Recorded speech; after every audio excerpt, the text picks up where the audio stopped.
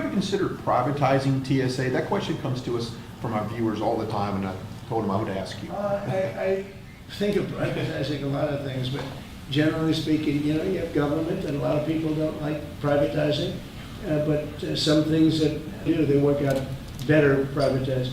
But it is government, and sometimes government can be better. It's something a lot of people talk about. I've heard the government, as far as air traffic controllers, is 2 thumbs up on that. I've heard from dozens of pilots who have flown the last 90 days, particularly under all the stress of the government shutdown. Right. They tell me, Brian, that is the one thing the government does right is air traffic controls. Well, we're going to do it a lot better too, because we're going to buy a new system. It's under bid right now. Bid about 4 different companies, all top of the line, like these 2 great companies, except, in a different, slightly different field. And the air traffic control equipment is 45 years booted edge, billions of dollars trying to fix it, and didn't even use the right. You're hooking up glass into copper, and you can't do that. Most, if they went to a reasonably good school, they'd find out you can't hook copper.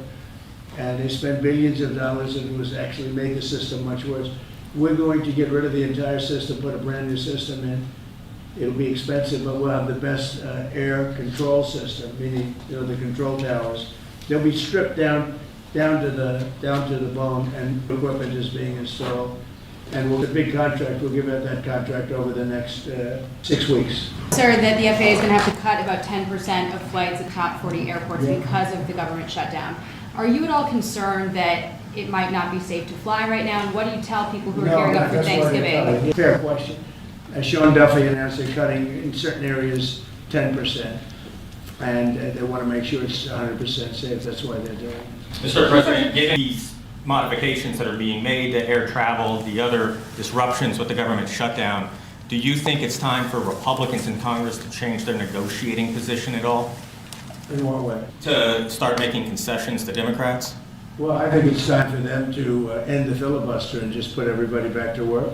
Vote in voter ID, vote in no mail-in voting except for military, faraway military, and people that are very sick. No, I'd like to see 1-day voting. I'd like to see not 65 days of voting all over the place. No, I'd like to clean up the elections. The border, we've done a great job. We have a great, strong border now. I'd like to see new rules on immigration that can be fair and good.